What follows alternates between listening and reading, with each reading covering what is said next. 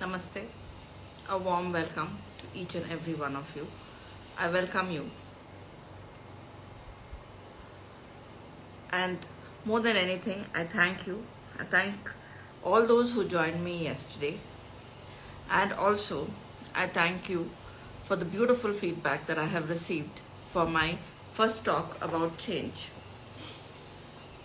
Um, just before I came online and just before I got on to doing this talk, I was sitting and thinking, how blessed am I that I have been given this beautiful job to talk and to reach out this message to many. And in the process, there are many waiting to hear from me. They may have one thing to take back, or they may have a couple of things to take back from this, whatever conversations or talks that I have on this. But nevertheless, people look out, reach out, wait for these little short videos on various kind of talks. I thank you. I thank you. I thank you for believing in me, waiting for me, and having patience. And that is something I think it's all divine's grace and blessings. Thank you. So continuing from where I stopped, about my talk about change. Was I ready for the change? Was I kind of in a space where I could move ahead? Could I do something about it? These are questions which was in my space. I did speak about my son going and me going to settle him. But before I go any further and speak anything more about it, I would want to go back into my previous conversation where I spoke and speak about the day when my son had to leave, and 2-3 days prior to that, I had a lot of my friends coming home to meet him and bid him farewell and wish him well. And two of my friends, dear friends, they had gone through similar pain, and they were telling me what to expect and how to deal with it. At the same time, I had these two dear friends who have not gone through it but had come to be with me. And my son reached out to one of them, put his hand on her hand and said that, can you come and be with my mom the night I leave? And if possible, stay with her for a couple of days. Because I know her, and she puts a brave front and she acts like she's okay. But I know she's already breaking, and she's breaking into pieces. That brought tears not only to me. I just stood up and I walked away because I did not want to show, those words itself brought tears into my eyes, but it brought tears even to both my friends' eyes. They both looked at each other, and then they discussed. So the evening when the day came when he had to leave, there was a lot of tears and a lot of crying, and it was bound to happen. My husband was emotional, my elder son was emotional, and each one of us were dealing it with in our own way. And he came into my room for something and he hugged me, and I said, you really have an option of not going and doing something else. And he said, no, I want to do it. And when we were going to the airport, he again told my friends, please take care of my mom. She's really in pieces and she's aching. He didn't think about himself. He didn't think about what he was going through. He was just worried about how I was dealing with it and what I was going to do with it. And that really, really hurt me more. And I remember telling him, don't worry about me. I have everyone with me, but you are walking onto a path. So you need all the support and love, not me. So we went to the airport to drop him. They were all with me, and we went, dropped him, and it was very, very emotional and painful. I'm sorry. I'm sure there are many parents who've gone through this, who's going to watch this video and say, yeah, we did go through it. And some may just shrug their shoulders saying it's part of life. Some may say, I resonate with you and we did go through this pain. And some who are yet to go through it will be like, okay, so no matter how prepared we are, we have to go through the pain. No matter what it is. Anyway, now coming to the point, we dropped him, we got home. It was very emotional and painful. We sat with our friends. Our friends had chosen to stay with me, and they spent the night at my place. We had dinner. It was close to maybe close to 2 by the time I got to bed. I couldn't sleep. You could call it motherly instinct, but more than motherly instinct, I have a feeling it's all got to do with my shamanism and my intuition to everything. I knew when my son's flight took off, and I knew when he left the Indian airspace. Yeah, but I do have my elder boy telling me that you can distract the flight and you know it. I'm not talking about that. I'm just talking about the motherly gut instinct. And that made me cry more because I knew my son had left the country. And yes, he reached and he settled down. My friends were with me. Next day, they all headed back home. And obviously, reality strikes when everyone leaves and you're back by yourself. You wonder what to do, and how to go about it. It becomes that much more painful. You try to see and try to understand what is it you're going to do with it and how you're going to deal with it. One of my dear friend was very kind and she took me out for lunch. We're sitting for lunch and I could hardly eat. And, she said, are you all right? And I said, no. What I really need is a good cry. And only if I'm going to have a good cry would I be able to come out of this and move on. Otherwise, I won't be able to. She said, you're right. You're actually right. You do need a good cry, and sometimes a good cry is what will help you move ahead. And I said, yes, that's exactly what I need and what I'm going to do. So abruptly, I hardly ate. We wound up lunch quickly. I was back home. I walked into my room. I told my maid to get me a cup of tea. Walking into my house, it was like someone took a punching glove or taking something and just punched into my solar plexus. I just gasped for breath. I was feeling very difficult. It was suffocating. I came into my room, I shut the door, and I just fell onto the ground weeping. And I was sobbing like there was no tomorrow. I must have been in that state for about 10 minutes. I think my maid must have come up to the room because she heard me cry, but she just left my tea outside the door and she left.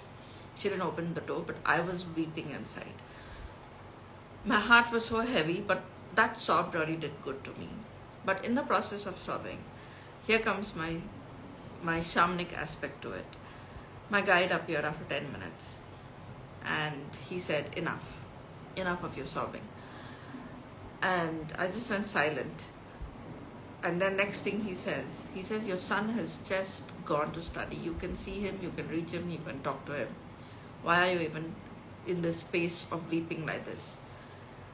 And I said, I want my son back. I can't do this. I can't live without him. And I respect what you say, and I followed your things, and it's part of the universe and everything. I understand. I know you want to point out the finger that I'm a shaman, but I'm a mother too. I can't do this. I need my child back. And he said, what about those mothers who've lost their child, never to get them back, for whatever reason? And my tears just stopped. It was just that one sentence of his which made me stop the tears. And I looked blank. And now for those of you who wonder, who am I having a conversation with? Am I hallucinating? Am I in a space where I'm imagining? Being a shaman, I'm in a constant conversation with my guides, my angels. So I was talking to my guides. So it was a proper conversation. I was not hallucinating or having any kind of, I thought was I on any kind of medication where I was imagining having imaginary friends.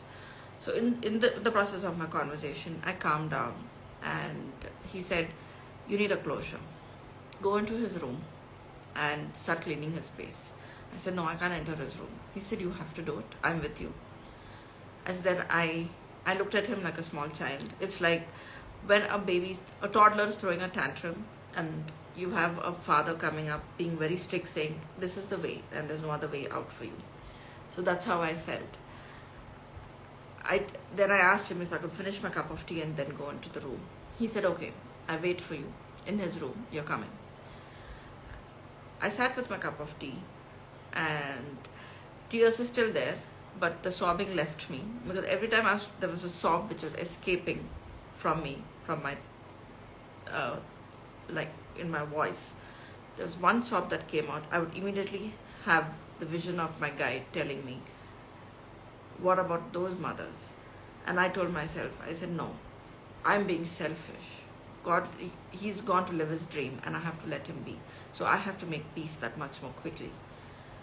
And having said that, I finished my cup of tea and I went into his room. I was in his room for about 2 hours cleaning, and I really did a lot of cleaning. When I started, the tears were just flowing non-stop. My guide was with me, and he was like, continuously talking to me, saying, put this away, keep this there, do this, do that. You can keep it this way, you could do that. And I was in a conversation with my guides as I went about cleaning and arranging the cupboard and keeping things away, putting things away, knowing that, the room is not going to be in use for another, at least for a couple of months before he's going to come back home during the winter break. So keeping that in mind, I went about cleaning the room, putting things away, doing everything, whatever had to be done. The entire process brought so much of peace and comfort for me. I cannot explain it.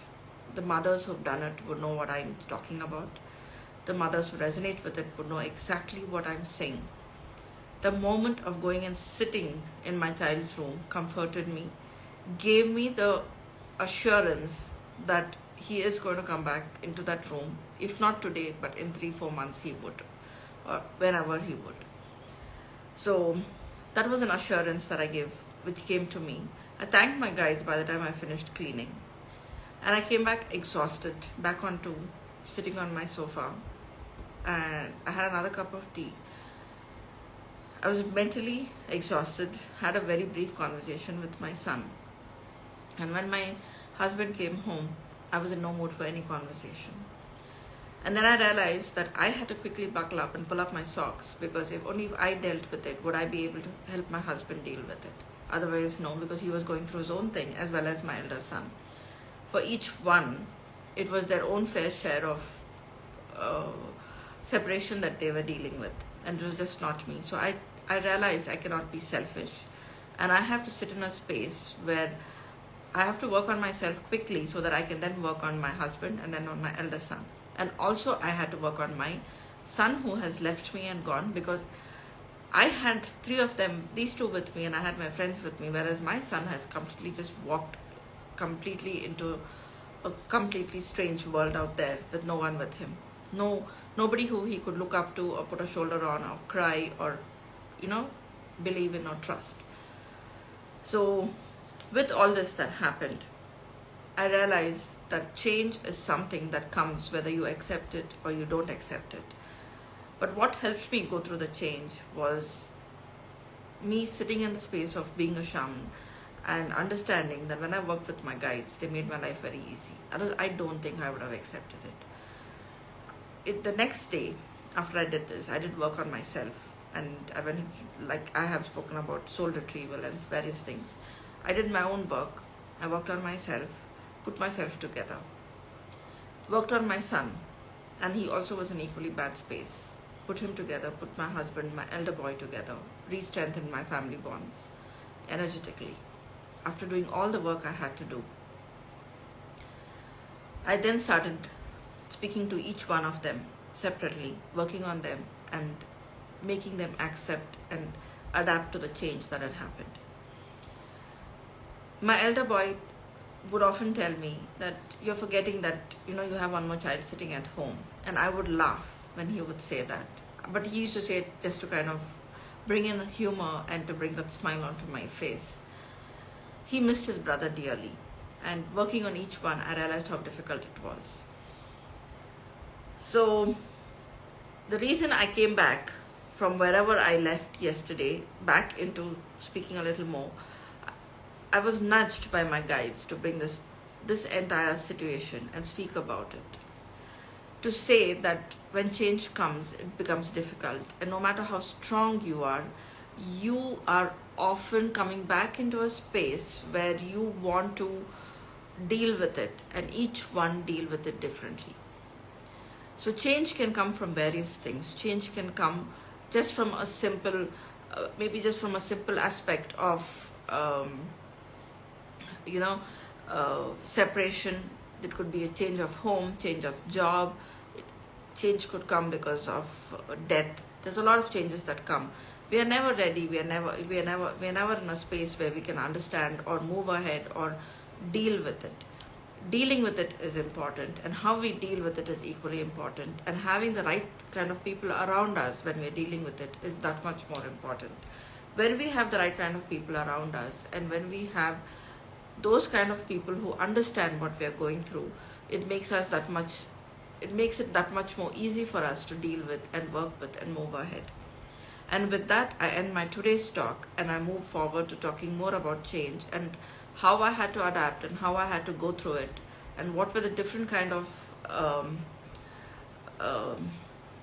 tools I used to come to terms with it.